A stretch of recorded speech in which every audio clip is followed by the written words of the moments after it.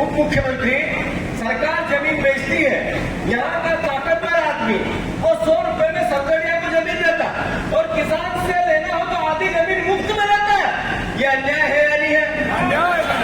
सिंगरौली में इसके खिलाफ कांग्रेस पार्टी बिगुल बजाएगी। हम तैयारी करेंगे इस बात की, सिंगरौली से इस आवाज को विंध्य की धरती से उठाएंगे, पूरे मध्य प्रदेश में लेके जाएंगे।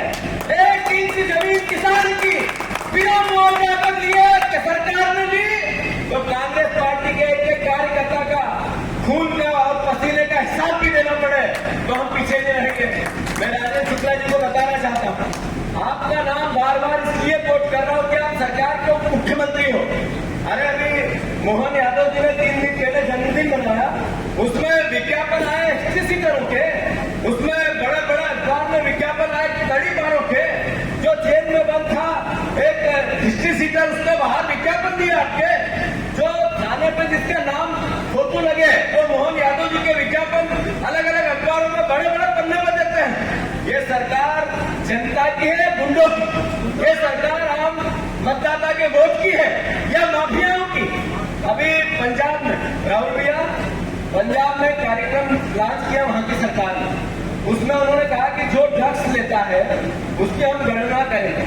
नशे करने वाले व्यक्तियों की गणना पंजाब की सरकार करना चाहती है। मैं अनुरोध करना चाहता हूँ राजेंद्र शुक्ला जी से, आप जहाँ रहते हो उस मोहल्ले की गणना करो, आप जहाँ रहते हो उस आपकी विधानसभा की गणना करो। आपने कैसा प्रदेश बनाया जिसमें सिर्फ नशा है, फोरेक्स माफिया है? हमारे बच्चों को जहाँ शिक्षा अच्छी मिलनी चाहिए, रोजगार अच्छा मिलना चाहिए, वो बच्चा सिर्फ नशे नहीं हो गया। इसके लिए दोषी कौन है? 25 साल है।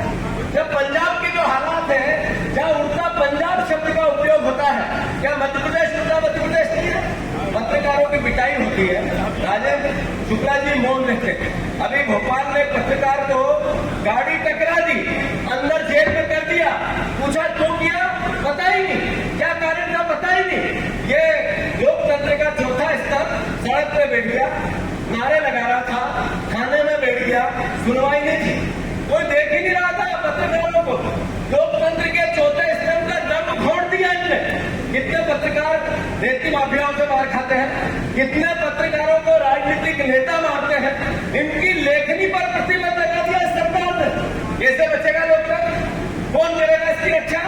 अगर आप लोग हम लोग नहीं करेंगे, कांग्रेस नहीं करेगी तो कौन करेगा? सही है कि गलत? सही है। मैं आप सबसे आग्रह करता हूँ, बोलने के लिए बहुत कुछ है, पर संगठन मजबूत नहीं होगा तो हम वैचारिक रूप से मजबूत नहीं होंगे। तो जो राहुल भैया ने अभी बात कही कि कम से कम 20 विधायक इस बार आए, हमारी विधायक आने की तो आखिरी लड़ाई है ही, हर हालत में जीतना पड़ेगा। और हमारे सांसद लाने पड़ेंगे, हमारे सरपंच जिताने पड़ेंगे, हमारी नगर निगम फिर से बनानी पड़ेगी, हमारे जनपद जिला पंचायत पर हमें काबिज होना पड़ेगा। कार्यकर्ताओं की लड़ाई भी नेता लड़े, पार्टी लड़े, ऊपर के मंच के नेता सरपंच के चुनाव में मदद करे। कांग्रेस पार्टी इस तरह के विचार को मजबूत करना चाहती है।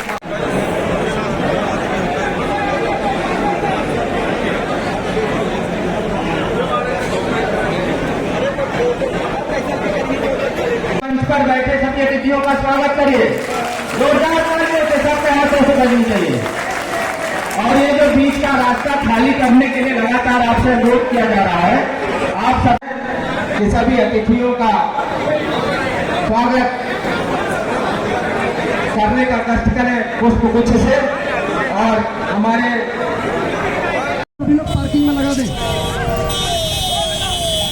ब्रजेश पांडा जिंदाबाद, ब्रजेश पांडा जिंदाबाद, राहुल गांधी जिंदाबाद, राहुल गांधी जिंदाबाद। कृपा करके जरा मदद करते हैं, सारे परिवार के साथी नीचे पीछे निकल जाओ, उधर से पीछे निकल जाओ, थोड़ी सी कृपा करो थोड़ी। ये बीच में जो झूमे लगते हैं वापिस, ये बीच में तो सीधे बाहर पीछे लोग आ गए, नहीं सब बाहर इधर हो जाए, थोड़ा सा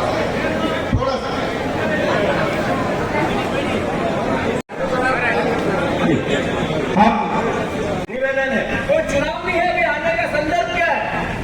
आने का संदर्भ चुनाव नहीं है, आने का संदर्भ संगठन है, आने का संदर्भ विचारधारा है, आने का संदर्भ पार्टी को एकजुट करना है।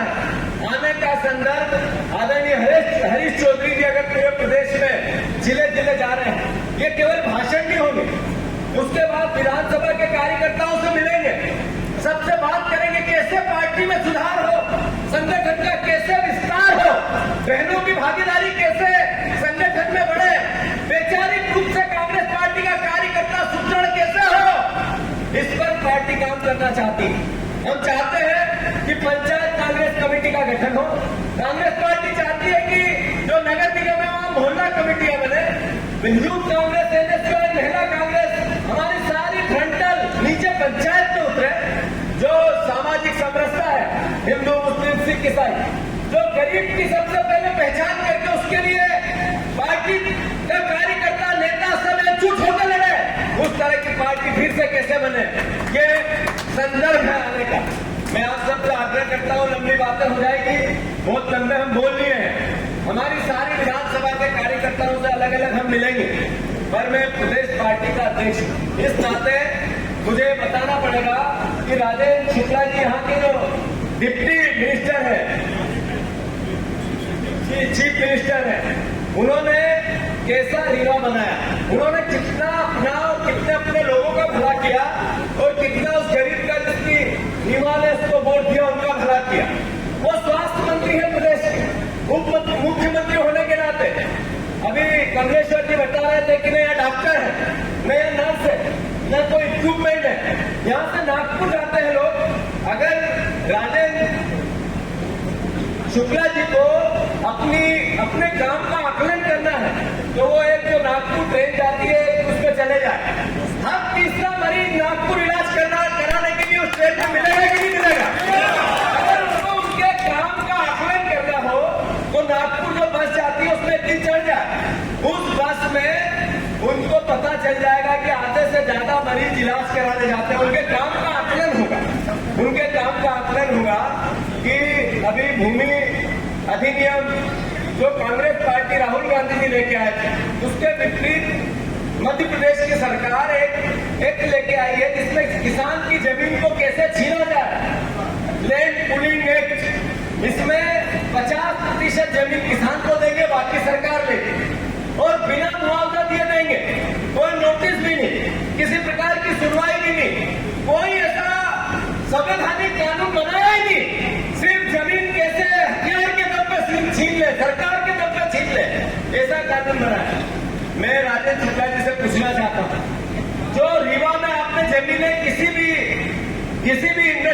भी व्यक्ति को दी, किसी भी व्यवस्था को दी, या आप कलेक्टर रेट पे देते 200 रुपए, 300 रुपए, 100 रुपए स्क्वायर फीट, 50,000 रुपए स्क्वायर फीट की जमीन आज जब 100 रुपए, 200 रुपए देते हो, सबगड़िया को देते हो, गुप्ता को देते हो, अन्य को देते हो, देते तो सरकारी है, मंत्री मिनिस्टर तो वही है। इसका मतलब जो लोग कहते हैं कि हिस्सेदारी है राजेंद्र शुक्ला की, इसमें गलत तो है नहीं, गलत तो नहीं बोल रहा हूं मैं। मुझे रहना चाहिए या मध्य प्रदेश बदलना चाहिए, ये सवाल हम लोगों के सामने।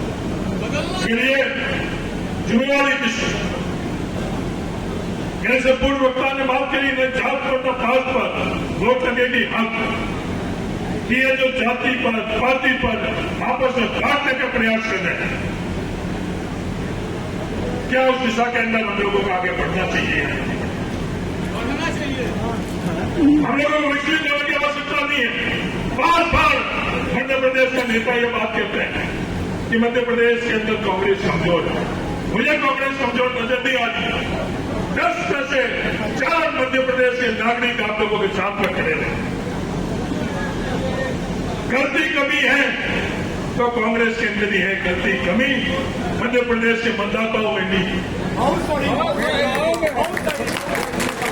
सिंध के मतदाताओं के अंदर नहीं है। मैं ज्यादा जिलों में नहीं गया, जो शून्य सभा, शून्य समझ लेकर मैं मध्य प्रदेश से जो शुरुआत करी, भारतीय जनता पार्टी के मित्रों ने हंसी भी उड़ाई उसकी, पर जो मैं 8-9 जिलों के अंदर गया, ये मुझे समझ में आया कि मध्य प्रदेश के लोग कांग्रेस के साथ हैं। अगर तुलना मध्य प्रदेश के मतदाताओं में की जाए तो मध्य प्रदेश के मतदाता 25 साल से कांग्रेस के साथ ज्यादा थे, भारतीय जनता पार्टी के साथ कम थे। कार्यकर्ताओं के तौर के ऊपर अगर तुलना की जाए तो मध्य प्रदेश के कांग्रेस के कार्यकर्ता बहुत मजबूत है, भारतीय जनता पार्टी के कार्यकर्ता कोई कमी नहीं है कार्यकर्ताओं में। किसी की आवश्यकता नहीं है। 25 साल में सत्ता की आवश्यकता नहीं है। आज भी ये हॉल जो है वो कम पड़ गया। अभी भी बाल भरे, कितना लेट हम लोग आए उसके बावजूद भी, क्योंकि ये हम नेताओं से मोहब्बत भी करते हैं, ये मध्य प्रदेश से मोहब्बत करते हैं।